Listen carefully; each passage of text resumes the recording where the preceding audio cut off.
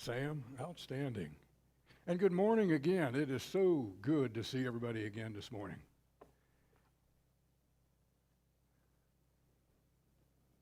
I'll wait till they get off the stage before I say anything here. I don't want to be mistaken here. Now, isn't that a happy face?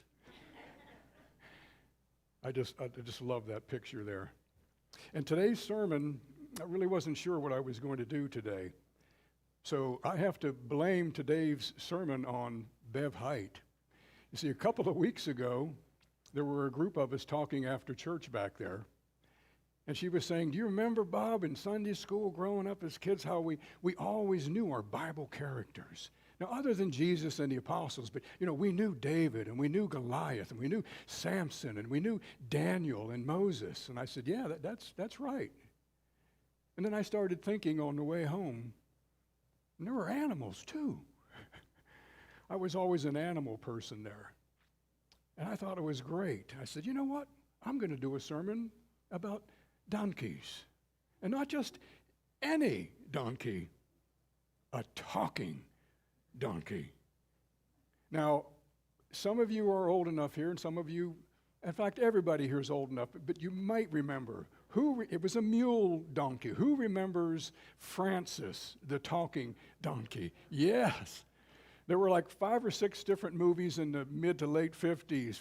Francis goes to Washington, Francis joins the army, Francis whatever. That was the only donkey or mule that I knew that spoke. Now we know about Mr. Ed, but he was a horse. And then for you 100 Acre Wood fans and Winnie the Pooh, we had our animated cartoon. Thanks for noticing me. We had Eeyore. Yes, I think everybody remembers those. And we also, when we think about donkeys, we don't really look at them in a positive light. They can be a stubborn animal. They can be hard to control. And over time, they usually get very, very set in their ways. And they're hard to get moved and get to pushed on. In fact, they'll move whenever they're ready, is the way it goes a lot of times. But despite a lot of the negative things about donkeys, there are some positive traits too. They're a tough animal, and they are strong. They are extremely protective. If the ground that you are traveling on is rugged and treacherous, and you have heavy loads, you'll do best to use a donkey before you use a horse. So why is Bob talking about donkeys today? Well, my thought was, if biblical characters, men and women and beasts, were important enough to mention in the Bible, then I think we should talk about them. And I hope you agree that we should talk about them. And maybe just compare ourselves to them. Maybe have the desire to be a donkey. So today, I want to talk about two donkeys. Balaam's donkey and Jesus's donkey. Now, the first of our famous donkeys that we're going to talk about is found in the book of Numbers, chapter 22. And if we start in verse 21, you can follow along on the screen, but I will read it to you. It says, Balaam got up in the morning, saddled his donkey, and went with the Moabite officials. But God was very angry when he went. And the angel of the Lord stood in the road to oppose him.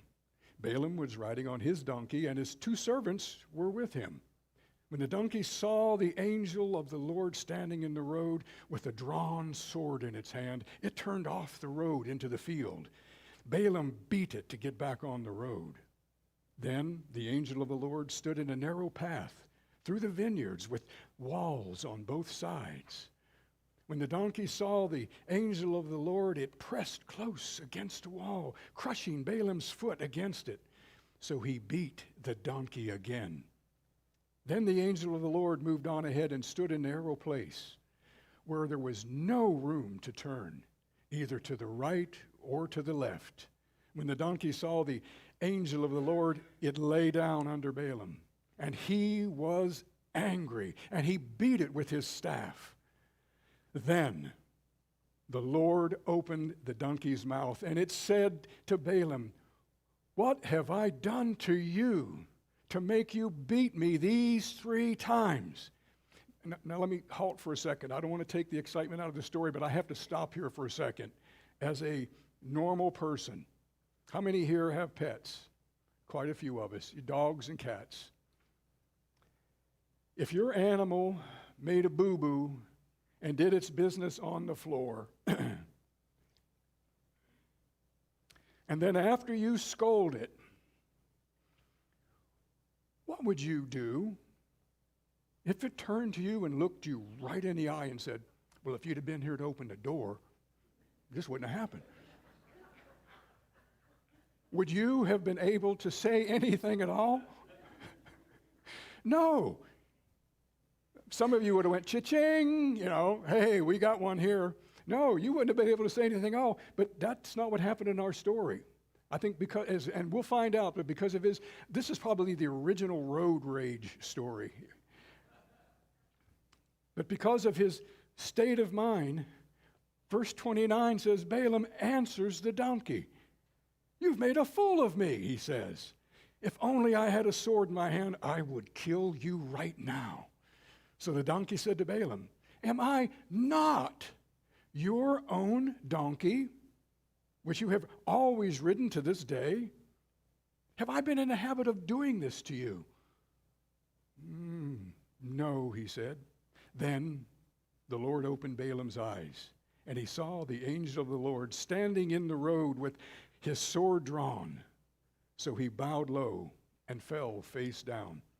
Now, before I read 32, remember from my sermon when we spoke about angels, we're not talking about some pretty angel here. We're talking about a real angel of God. Without even a sword, people bowed down and fell prostrate. So, no. This one has a sword.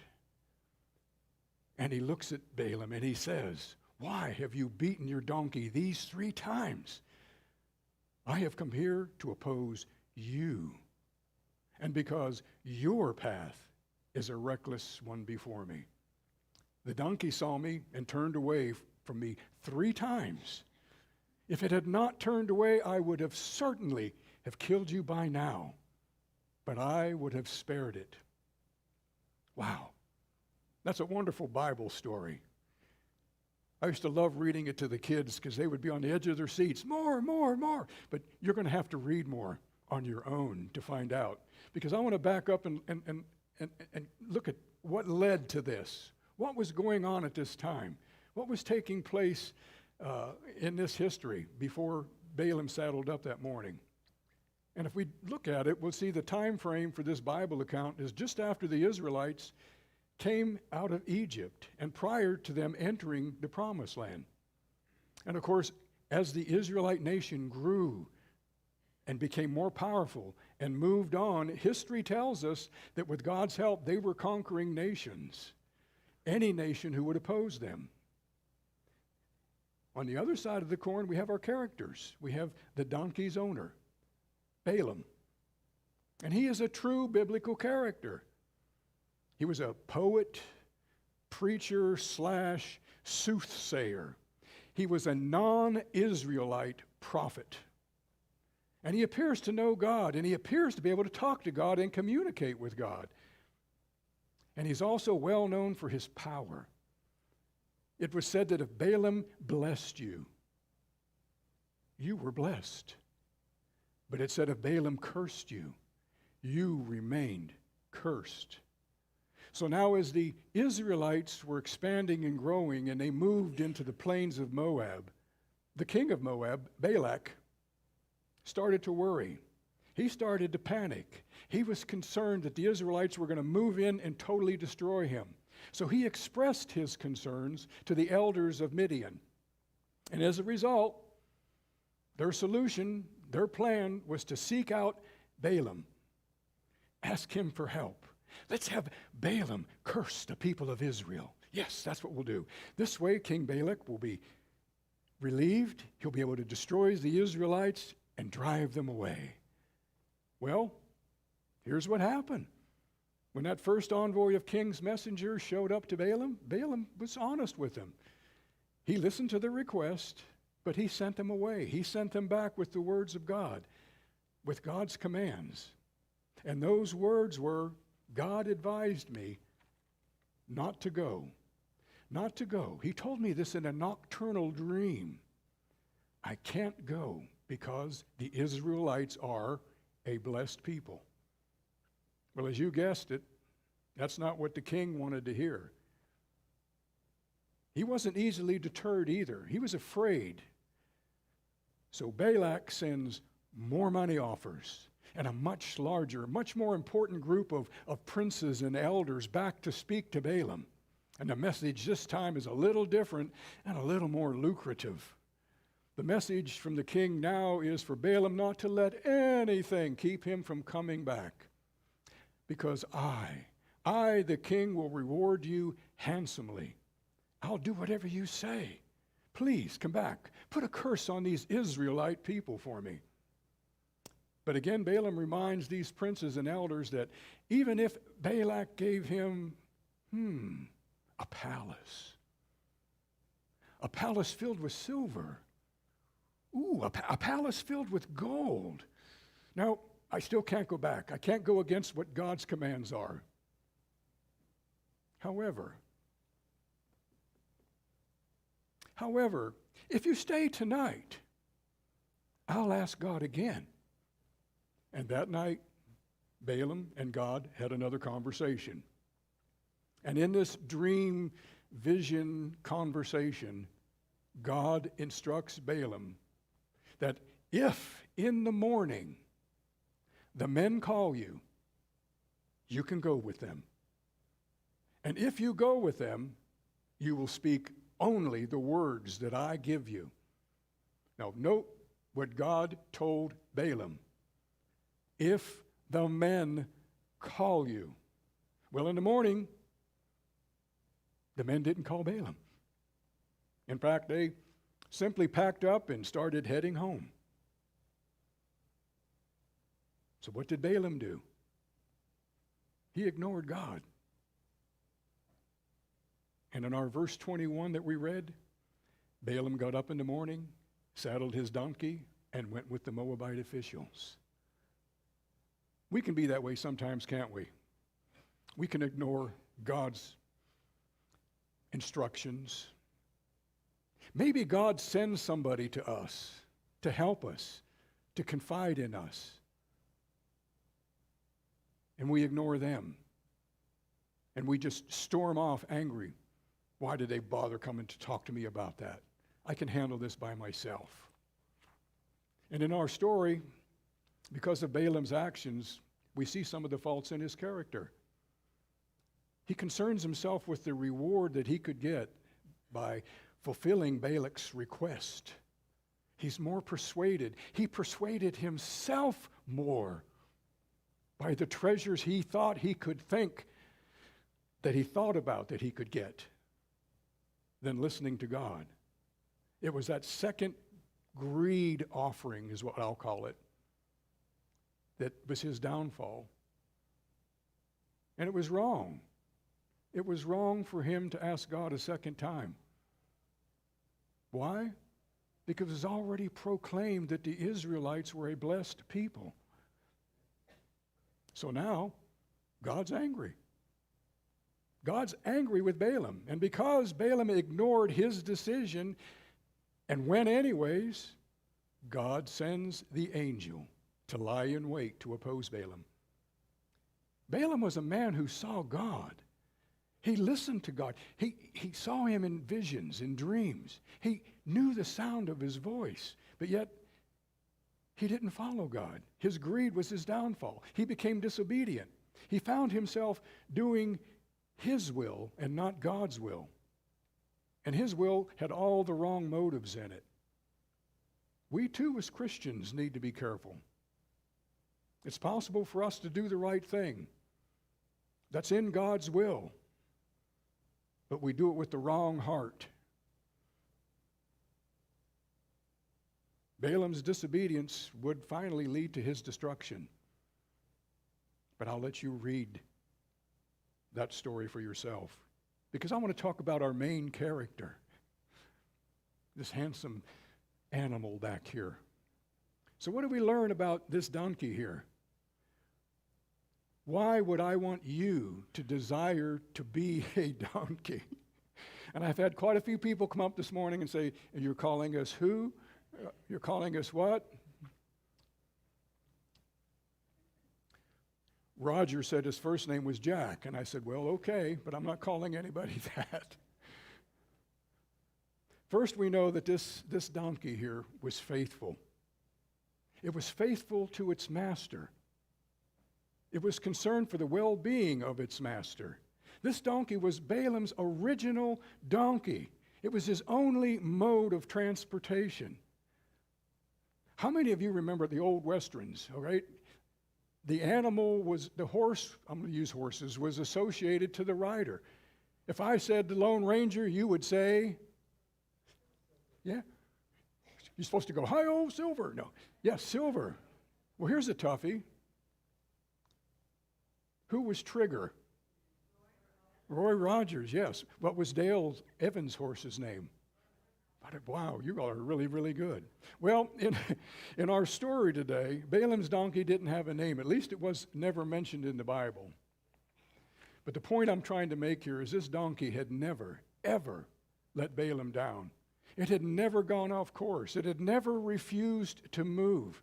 It had never really done anything special, but it had always done what it was meant to do.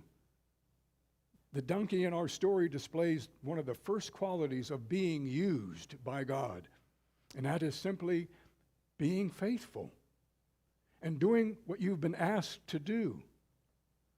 And if we want to be used by God, then we have to have this quality of being faithful. We see that Balaam's donkey had a vision. It was able to see the angel of the Lord, yet Balaam's eyes were blinded by the greed. Balaam knew God, and he had carried out God's commands, but this greed turned him into an evil man. He was driven by money rather than for the love of God. His inability to see this angel of the Lord revealed his spiritual blindness. And moreover, he saw no significance in the odd behavior of this innocent donkey.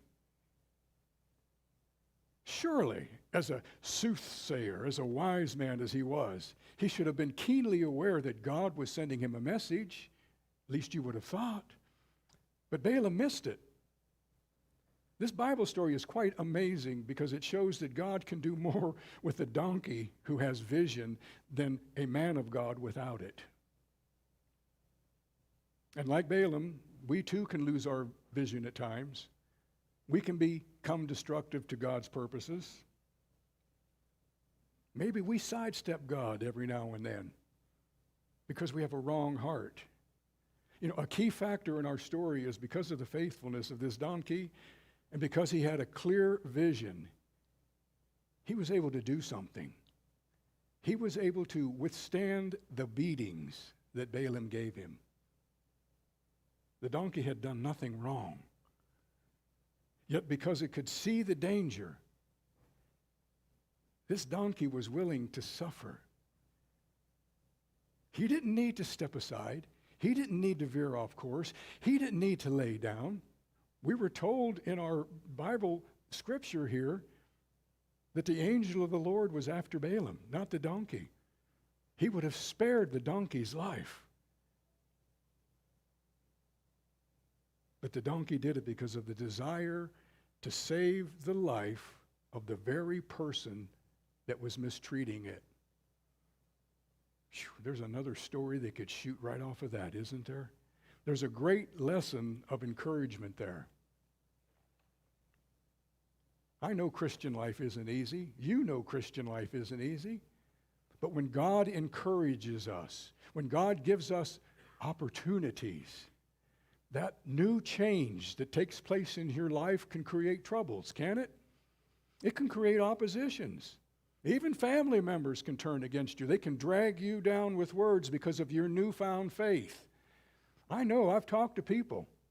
I'm sure you have too. You may even be one who has that issue with a husband or with a wife or with a son or a daughter who down you because of your faith in God.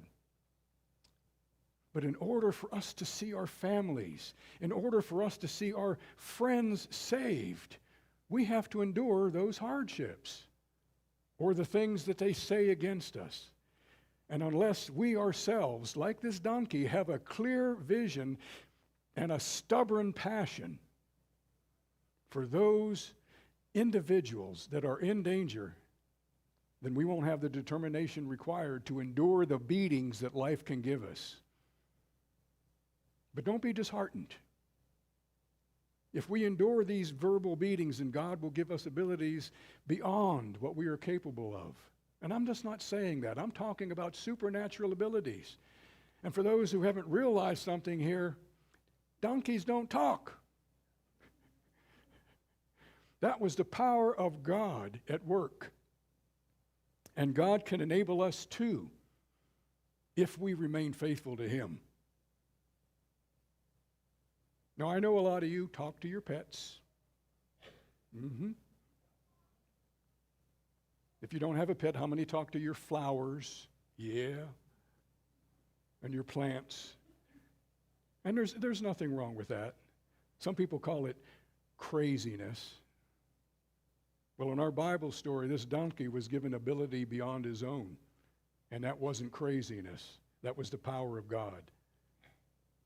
And if we have a faithful and full vision, then we too can be given powers beyond our own abilities. Now, Balaam's donkey isn't the only donkey I want to talk about today. He's not the only one mentioned in the Bible. There's another one that's in all 4 Gospels. It's the donkey that Jesus rode into Jerusalem. And there appears to be nothing special about this donkey either. When we read the 4 Gospels, we find out that it was tied up, and it was with an older donkey too. And both were brought. And we're told that Jesus rode the younger of the 2. He decides to ride on the one that hasn't been ridden before. This is Bob's talking. I believe he chose that one. It hadn't been ridden before. It wasn't forced to carry anything. It wasn't familiar with a particular walking path. And also, this donkey for Jesus wasn't chosen by accident. It wasn't plan number 2. Jesus didn't want a stallion and a chariot. But if you can't get one, I'll take a donkey. No, this was prophesied 500 years before this moment by Zechariah.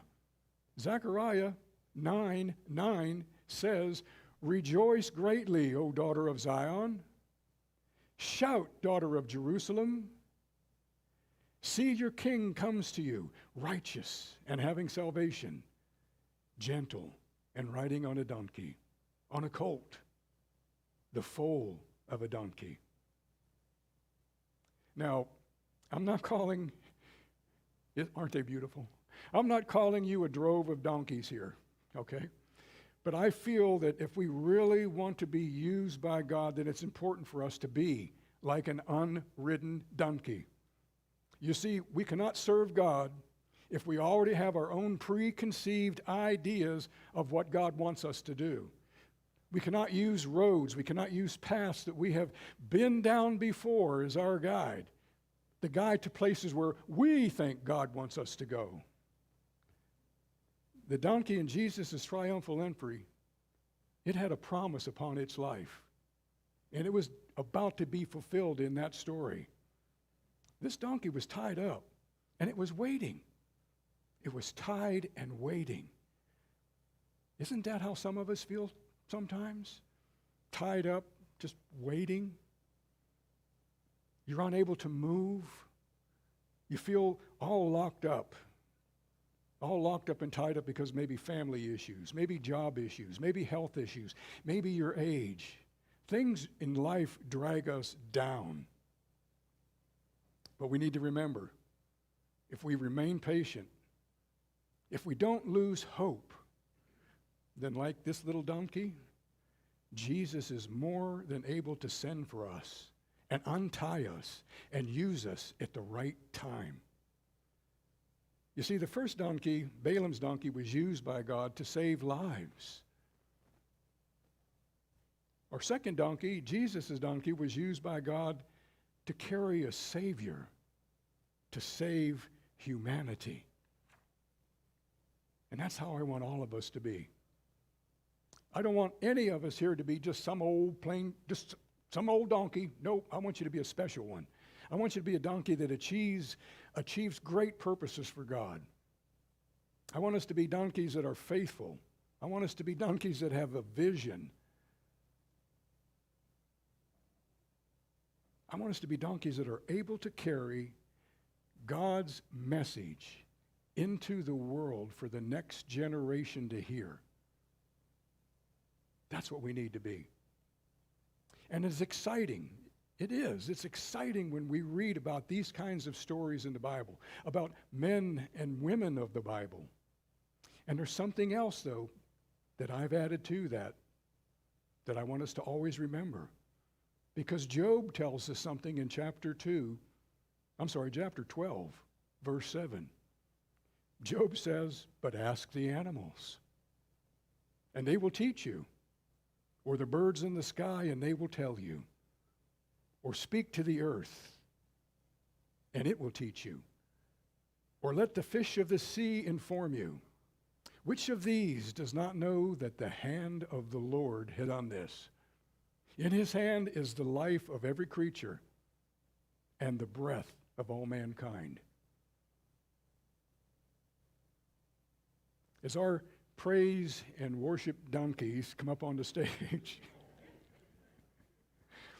and that's from the heart in a good turn, I invite you to come forward too. If it's just for a prayer, if it's just for a hug. If you want to place membership with the church, you've been coming for weeks, but you haven't joined the church, and you say, today's the day I want to join. If you want to be baptized, if this is it, if God says, today's the day, and you want to announce that profession of faith, do so.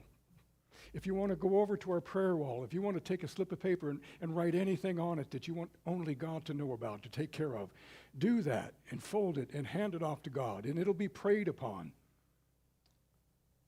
But don't be afraid. And I'll be standing right over here as this wonderful group behind me sings our hymn of invitation.